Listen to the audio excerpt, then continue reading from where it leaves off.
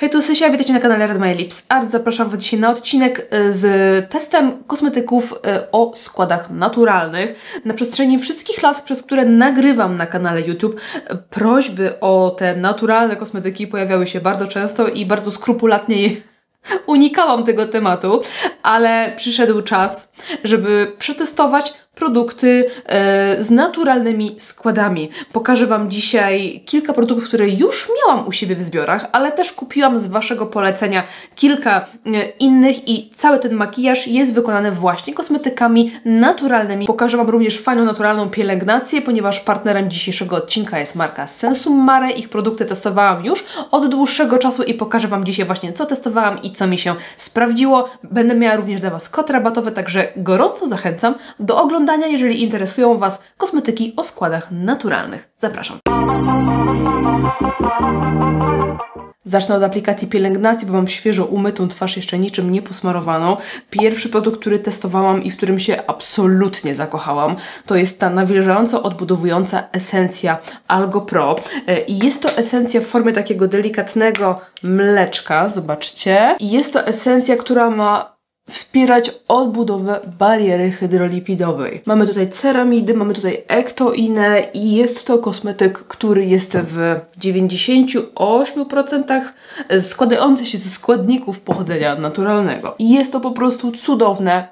Pięknie pachnie, ale skóra od razu jest nawilżona, mięciutka i właśnie taka złagodzona. Ten kosmetyk jest jakby połączeniem toniku i ampułki, więc mamy i tonizowanie, i takie działanie składników aktywnych. No uwielbiam i powiem Wam, że przy skórze tłustej mojej to czasami wystarczyło do nawilżenia skóry, nie potrzebowałam już żadnego serum, żadnego kremu. Myślę, że ta esencja plus SPF na lato rewelacja, po prostu rewelacja, bo spokojnie zmiękczy, złagodzi i nawilży skórę tak, że już nie trzeba będzie kolejnych etapów pielęgnacji. Używałam też drugiej esencji, takiej wygładzająco rozświetlającej, esencji mikrozłuszczającej z kwasami AHA i PHA. Również mam tutaj 98% składników pochodzenia naturalnego, też 100 ml produktu, ale tę esencję używałam już przy wieczornej mojej pielęgnacji i ta esencja ma już bardziej wodnisto-żelową konsystencję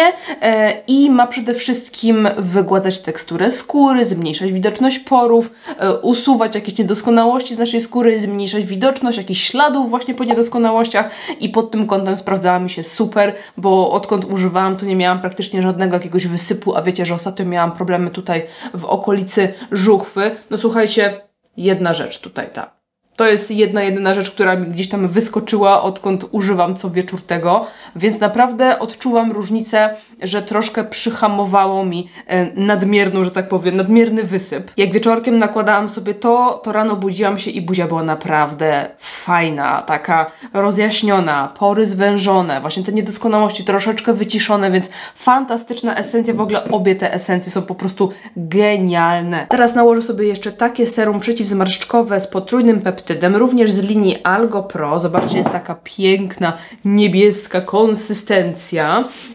I to serum jest już takie właśnie typowo przeciwzmarszczkowe. Ma wygładzać naszą teksturę skóry, zmniejszać widoczność różnych linii i zmarszczek. Również w konsystencji jest po prostu przecudowne, bardzo milutkie dla skóry i od razu czuję taką ulgę, bo też testowałam te kosmetyki osobno, łącząc i tak dalej.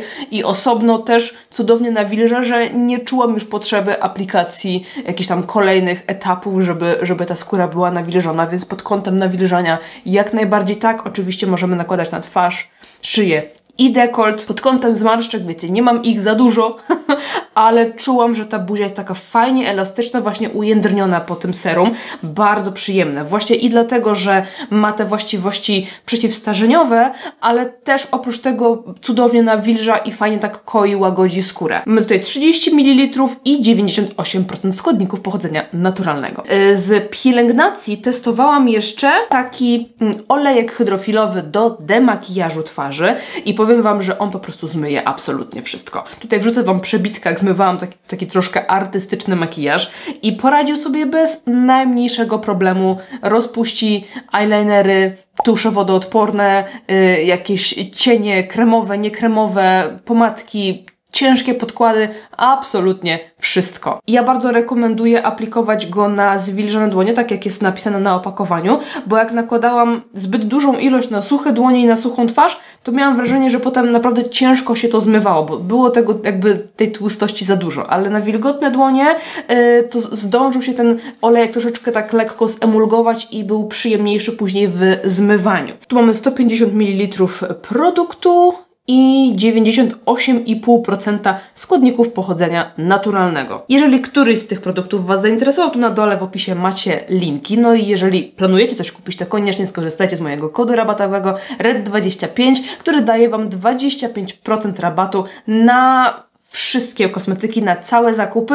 Szczegóły tej promocji znajdziecie na dole w opisie również, a my przechodzimy do makijażu. I tutaj słuchajcie, zaskoczenie, bo również mam coś marki Sensumare. Jest to taki pielęgnujący krem BB z serii Algotone. Ja mam w odcieniu 02 Natural, który myślę, że byłby idealny, gdyby nie to, że ostatnio często się złuszczam, więc może być ciuteczkę dla mnie za ciemny. I mamy tutaj 30 ml produktu, SPF 15, 96% składników pochodzenia naturalnego. Więc mamy tutaj połączenie podkładu i nawilżającego kremu. Ja już ten krem BB testowałam, bo wiecie, nie lubię być nieprzygotowana, że tak powiem, do zajęć, więc już sprawdzałam sobie jego właściwości i działanie, ale zobaczymy sobie wspólnie, jak będzie się dzisiaj prezentował. Ten BB jest taki średnio kryjący, jak widzicie, ładnie wyrównuje koloryt skóry. Oczywiście jakichś takich mocnych zmian całkowicie nie zakryje, ale koloryt jest bardzo ładnie wyrównany. Zobaczcie. I buźka tak się ładnie błyszczy zdrowo. Też pewnie przez pielęgnację. Ogólnie testowałam tą pielęgnację pod różne makijaże i bardzo ładnie pod makijaż zarówno te serum, to znaczy esencja wygląda fajnie, właśnie jak i serum bardzo fajnie utrzymują się pod makijażem i nie psują nam tego makijażu. Zobaczcie sobie z bliska, jak prezentuje się skóra. Mamy bardzo ładny, nawilżony efekt, ale taki nie aż za mocno świecący. Uważam, że fajnie się to prezentuje i koloryt jest ładnie wyrównany, jakieś lekkie zaczerwienienia, ale jakieś tam niedoskonałości delikatnie przebijają. Zaraz sobie to zakryjemy korektorem. Zobaczcie, wyciągnęłam 2 pompki i praktycznie 1 pompka mi jeszcze została, więc jest bardzo taki kremowy, wydajny. Pięknie to wygląda. Wiele osób polecało mi również podkłady mineralne, na przykład Annabelle Minerals, czy jakieś tam inne firmy. Natomiast powiem Wam, że ja swego czasu bardzo długo, przez dobrych kilka lat używałam tak na co dzień właśnie podkładów mineralnych. I one są fajne przez to, że mają właśnie naturalny skład, ale na mojej tłustej cerze zawsze się ważyły. Zawsze się ważyły. I ja tak, wiecie, przymykałam na to oko, bo jednak chciałam jakoś tak skóry na co dzień nie obciążyć jakimiś tam, wiecie, ciężkimi podkładami i tak dalej, ale no nie, no u mnie się po prostu takie suche formuły nie sprawdzają, nie utrzymują. Makijaż po kilku godzinach wygląda po prostu jak owsianka, także nie jest to jakby coś dla każdego, natomiast takie, wiecie, kremowe, naturalne, jest ich coraz więcej na rynku, więc fajnie, że można znaleźć również takie fajne, trwałe formuły, które sprawdzą się na skórach tłustych. Jako korektor posłuży mi dzisiaj produkt, który bardzo dobrze znam, jest to marka RMS Beauty i korektor Uncover Up. Ogólnie marka RMS zwie się marką Clean Beauty, nie jest to w 100% jakby marka mająca tylko jakby takie naturalne, organiczne składy, ale wiele z tych kosmetyków właśnie ma naturalne składy i jeżeli chodzi o ten korektor, to właśnie tak jest. Pozostałe kosmetyki potrafią mieć jakieś tam syntetyczne dodatki, syntetyczne składniki, natomiast nie ma tych, które są uważane potencjalnie za jakieś takie niebezpieczne, niezdrowe dla nas, wiecie o co chodzi, więc tą marką również zachęcam, żeby się zainteresować, bo wiele z tych produktów właśnie ma ten skład bardzo fajny. I właśnie dzisiaj sobie użyję tego korektora. Ja lubię go sobie troszeczkę rozgrzać paluszkiem, zaaplikować pod oko. Tutaj pod okiem trzeba na niego uważać, bo mi się potrafi zbierać pod okiem, ale jeżeli się przypudruje, to jest ok. No i nałożę sobie trochę na ten mój policzek z niedoskonałościami. I rozklepuję sobie delikatnie pędzelkiem.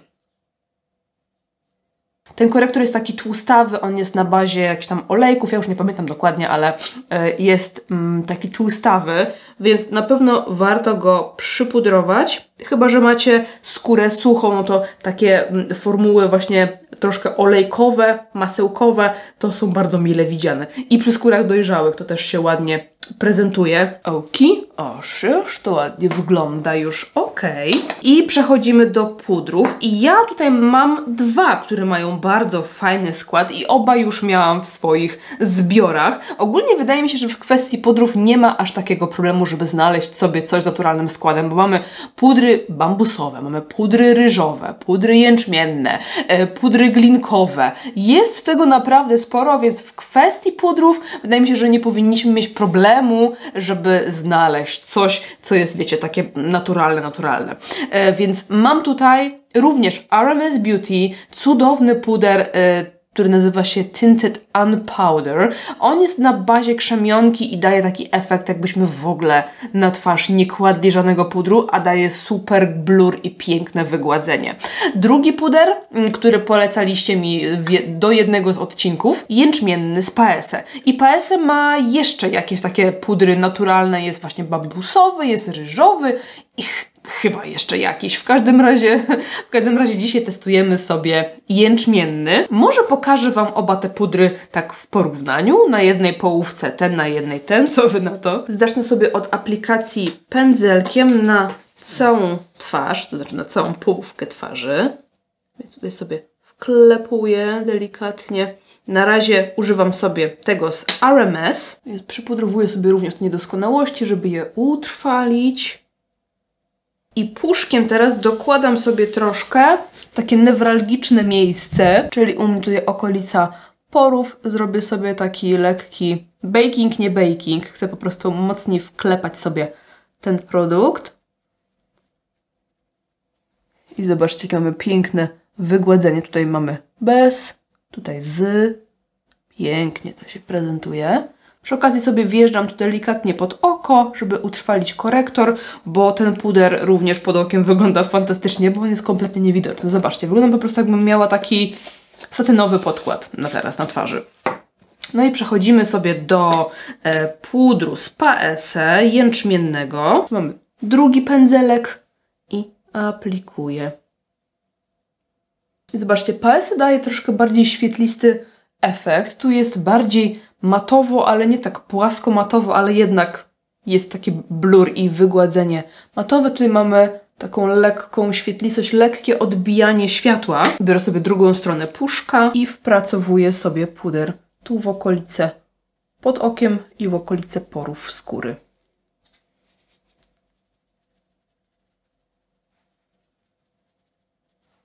I zobaczcie, myślę, że ewidentnie widać, że puder z RMS jest bardziej blurujący. To jest w ogóle, on jest kozak, jeżeli chodzi o blurowanie. Natomiast puder z Paese wygląda na taki bardziej, nie wiem, nieprzypudrowany, bardziej świetlisty, chociaż tutaj też tego pudru kompletnie nie widać. No dla mnie ten efekt tutaj jest zdecydowanie bardziej dla mnie, bo tutaj już widzimy, że się trochę to światło odbija. Póki co dla mnie RMS wygrywa, on będzie fajny przy wszelkiego rodzaju teksturze na skórze, ale nie tylko przy skórze tłustej, tylko nawet właśnie przy skórze dojrzałej on nie będzie podkreślał zmarszczek i tak dalej, a takie lekko świetliste wykończenie, no już niestety będzie. Przejdźmy sobie do konturowania i bardzo często polecanymi przez Was produktami były bronzery, róże, rozświetlacze z Ekocery. I ja wybrałam sobie takie, które są w takich opakowaniach kartonowych, które po prostu można przełożyć do kasetki magnetycznej. Ogólnie powiem Wam, że ja się bym nie pogniewała, gdyby opakowanie tak wyglądało. Gdyby tu był jakiś magnesik, czy jakiś rzepik, czy jakieś coś i to się tak zamykało, nie miałabym absolutnie nic przeciwko. Na razie utrzymam sobie je właśnie w takiej formie. Odcień Peru. Tutaj trochę tak na chybił trafił, bo ja wcześniej przeglądałam sobie te kolory w internecie internecie, myśląc, że zamówię, ale jak byłam w drogerii, to stwierdziłam, że kupię stacjonarnie, ale praktycznie one wyglądają identycznie. Te naklejki się kolorystycznie jakoś niespecjalnie różnią, albo jakoś tak minimalnie, że nie za bardzo widać, jaki kolor kupujemy.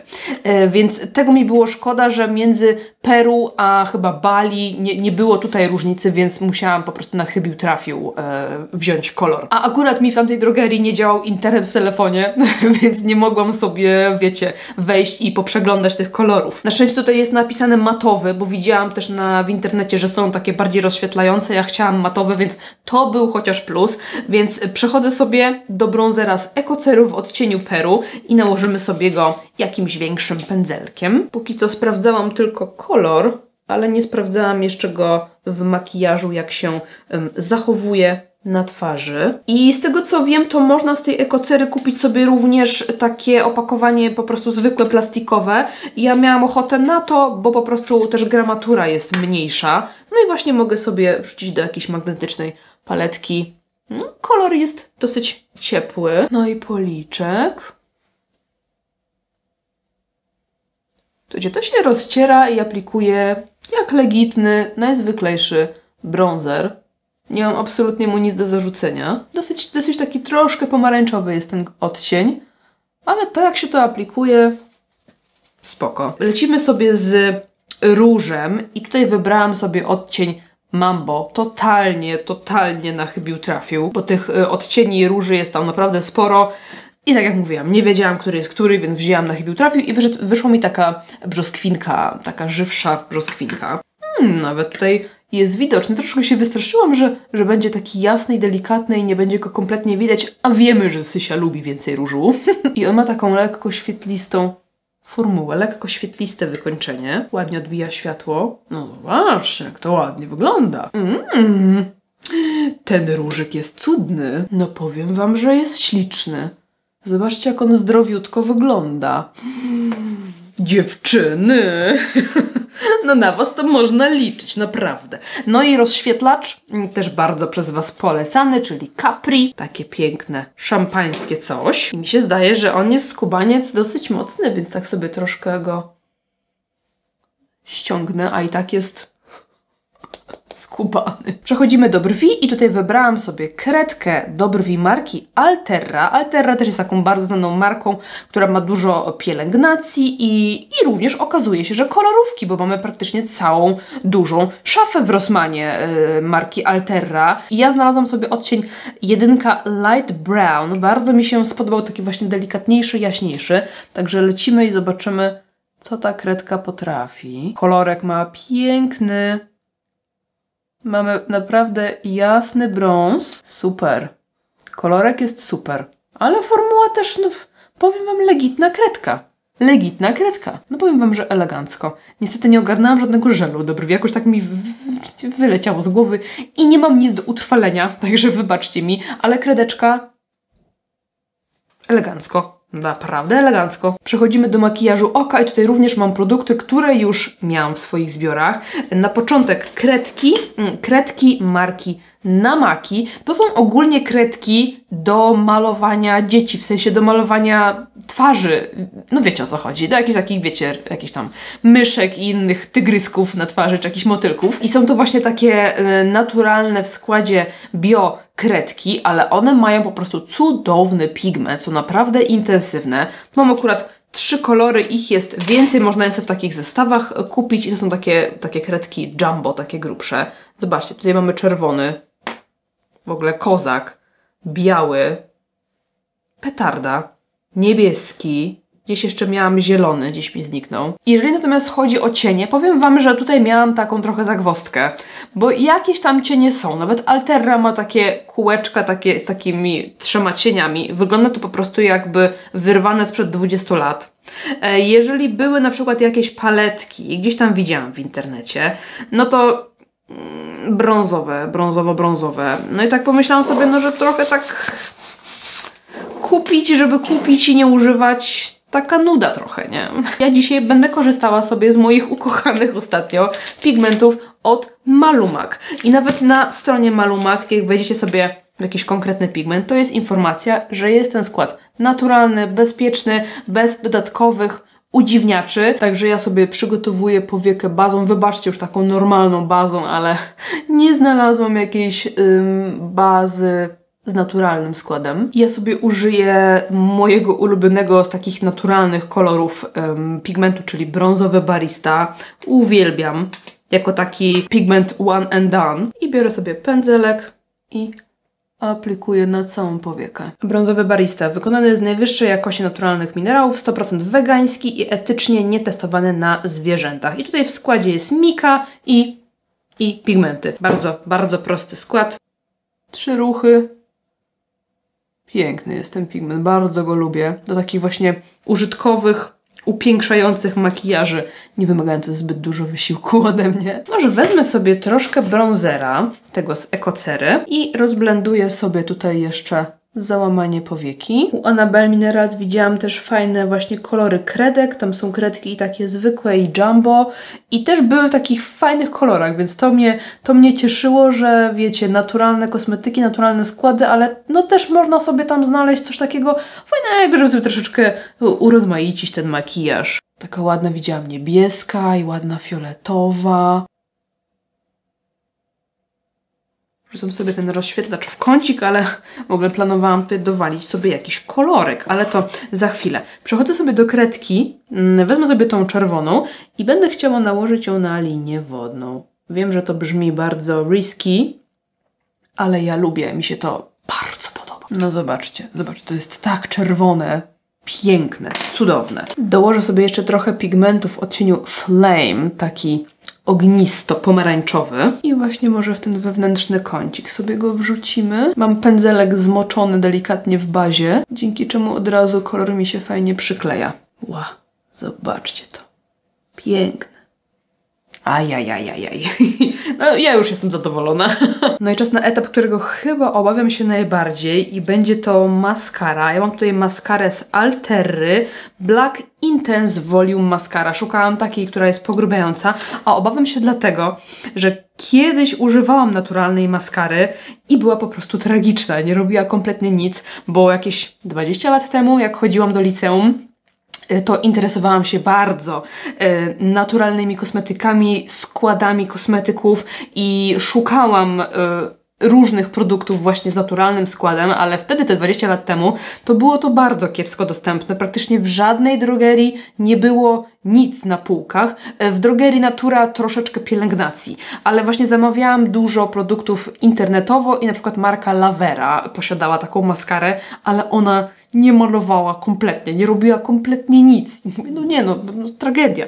Więc jak sobie pomyślałam, że mam teraz użyć takiej maskary, to miałam flashbacki, że będzie właśnie jak tamte maskary. No ale sprawdźmy. Troszkę, wiecie, świat poszedł do przodu, więc może nie będzie tak źle. No i widzę, że jakoś tak coś tam maluje, ale tak wiecie, słabiuteńko. I w ogóle ma taki mocny dosyć zapach. No nie wiem, Intense Volume to nie jest, ale może jak zbuduję z 5 warstw, to będzie. Zobaczymy. No widzę, że coś idzie, ale mozolnie, także wytuszuję te 5 warstw i zaraz wracam. Nie wiem, ile warstw nałożyłam, chyba z 4 i jakoś niespecjalnie robi to coś. Ta szczoteczka jest wielka, co sugerowałoby, że będzie dawała objętości, ale ona nie daje specjalnie objętości, ale tylko brudzi po prostu wszystko dookoła. No już tak średnio. Wezmę sobie pędzelek i wrócę do mojego pigmentu, żeby trochę przykryć te plamy po maskarze. Jak mieliście którąś z tych alterrowych maskar, to dajcie mi znać, czy warte uwagi, czy nie.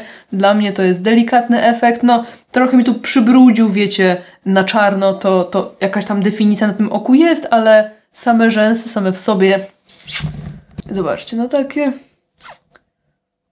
takie o. Jak na moje rzęsy, to bardzo kiepściutko. Zawsze chwalicie moje rzęsy, ale widzicie, jest to kwestia tego, jakiej maskary się używa. No i kochani, zostały nam usta. Tutaj nie mogłam się oprzeć, bo jest to jeden z moich ulubionych etapów makijażu. I polecaliście mi Annabelle Minerals właśnie. I mam tutaj kredkę do ust. Ja wybrałam sobie w odcieniu Naked. Taki piękny nudziak, troszkę ciemniejszy. I wybrałam sobie szminkę w odcieniu Brown Fig. I słuchajcie, wczoraj ją swatchowałam. W ogóle to opakowanie jest cudowne, magnetyczne. I z tego co wiem, to można, wyciągnąć sobie to i można sobie jakiś inny kolorek włożyć w to miejsce, więc jest bardziej ekologiczne. To wszystko jest metalowe. Chwalimy Lisę Eldridge, że zrobiła metalowe, a tutaj praktycznie też jest metalowe opakowanie. I słuchajcie, to jest odcień Brown Fig, bo tam widziałam taki piękny brązik, ale mówię, dobra, ileż tych brązików można? Wezmę coś innego i wybrałam sobie Brown Fig. I jak sobie zesłoczowałam to zobaczcie, że to wygląda jak budyń kawowy. Dla porównania nałożę budyń kawowy. No nie jest to 1 do 1, ale to jest właśnie ta historia kolorystyczna, nie? Że trochę brązowy, trochę różowy, coś w ten deseń. Skusiłam się również na błyszczyk z Altery 18 Classic, taki jagodowy, ale wiecie, on jest taki transparentny i już od dawna w ogóle miałam ochotę go sobie sprawdzić. Także tak się prezentuje odcień błyszczyka. Ślicznie pachnie. Kredka Naked. Mięciutka. I to jest mój kolor. To jest taka, wiecie, kredka, którą można spokojnie nałożyć na całe usta, bo ona jest bardzo miękka, kremowa. Trochę jak taka szminka w kredce. Fajnie się rozciera. Ale piękny kolor. No z tego to ja jestem zadowolona bardzo. Piękny. I na to sobie sprawdzimy tą naszą brązową figę. Te pomadki są takie, jak widzicie, takie półtransparentne, delikatnie nawilżające, takie satynowe wykończenie, ale nie są to takie full kryjące. To już te kredki będą bardziej kryjące w swoim kolorze niż szminki. Te mają właśnie takie lekko nawilżające formuły. Dlatego tym bardziej mi się skojarzyła z budyniem kawowym. No ale jest to coś pięknego. Piękny. Chciałam jeszcze sobie nałożyć na to ten olejek, czy tam błyszczyk, ale w takim razie chyba nałożę go sobie, jak to mi się zje za jakiś czas i po prostu sobie zaaplikuję błyszczyk. Tak się prezentuje skończony look. Powiem Wam, że wyszedł naprawdę bardzo ładnie i z wyjątkiem maskary to naprawdę wszystko sprawdziło się tutaj elegancko. Creme BB, korektor, puder, który już znam, no to wiadomo, pigmenty, kredka do brwi, usta, coś pięknego. Bronzer, róż, rozświetlacz, wszystko wygląda po prostu przepięknie. Może bronzer jest ciutkę za ciepły na tą porę roku dla mnie, ale róż, rozświetlacz to naprawdę robią robotę. Także słuchajcie, widzimy się wieczorem na wieczornym podsumowaniu, zobaczymy, jak to wszystko się u mnie utrzyma. No i mamy wieczór, jestem po całym dniu noszenia tego makijażu, więc przyjrzyjmy się, co tutaj się zadziało. Przede wszystkim to, co rzuca się w oczy, to, że jestem mocno wyświecona, szczególnie z tej strony, czyli po stronie pudru z PS.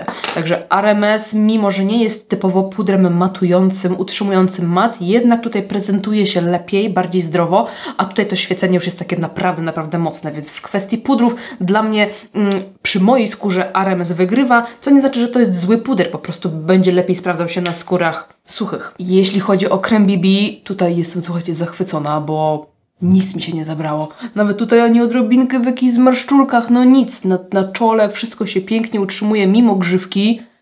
Po prostu wygląda fantastycznie. Zbiorę sobie trochę sebum, żebyśmy zobaczyli, wiecie, w takiej poprawionej wersji, bo w ciągu dnia zawsze gdzieś tam się poprawiamy. Jak robię testy, to wiadomo, że nie. I tak się prezentuje. No powiem Wam, super. Pięknie się uczyło. Tu kompletnie nic się z nim nie zadziało. Jedynie gdzie widzę, że nie wygląda ta twarz jakoś tak pięknie, to tutaj, tu gdzie nakładałam korektor. Więc ten korektor, on ogólnie jest całkiem spoko, pod oko na jakieś niedoskonałości, ale myślę, że raczej dla cer suchych, bo u mnie przy tłustej cerze już coś tam zaczynało się gdzieniegdzie tak jakby chciało się zważyć, więc naturalny skład nie zawsze się sprawdzi, ale jak widzimy Creme BB wygląda pięknie. Pięknie. Usta reaplikowałam raz w ciągu dnia, bo po jedzeniu praktycznie wszystko zjadłam, a musiałam jechać na miasto załatwić jakąś tam sprawę. Nałożę sobie ten olejek błyszczyk. Lip gloss. Prześliczny kolor i bardzo ładnie pachnie. Fajna formuła, właśnie taka, dlatego ja mówię olejek, nie? Bo ona jest taka troszkę olejkowa. Mega przyjemna. Kredka super, oczy super, ale widzimy, że maskara mi się tutaj poodbijała. Nie jest to kwestia tego, że jest to naturalna maskara i dlatego się odbiła, bo wiele nienaturalnych maskar też mi się odbija. Po prostu ta nie jest dla mnie. Niestety odbiła się szczególnie na tym oku dosyć mocno. Jeśli chodzi o bronzer, róż, rozświetlacz, tutaj są nienaruszone, wciąż bardzo intensywnie je widać. Linia wodna wciąż jest delikatnie czerwona, nie jest taka intensywna jak na początku, no ale wiadomo, to nie jest zastygająca kredka, więc będzie nam troszeczkę wypłowiało po całym dniu. Jak miałabym wybrać jakichś swoich ulubieńców tego odcinka, to z pielęgnacji na pewno byłyby to te esencje. Są cudowne, jak potrzebujecie takiego kosmetyku, to warto sobie te przetestować, a jeżeli chodzi o makijaż, to na pewno krem BB, bo pięknie się utrzymał, u mnie naprawdę kremy BB potrafią robić takie błoto na twarzy, tak się ważyć, jakoś tak schodzić i bardzo mocno przetłuszczać mi tą serę. Gdybym do tego kremu BB użyła sobie takiego mojego pudru matującego typowo,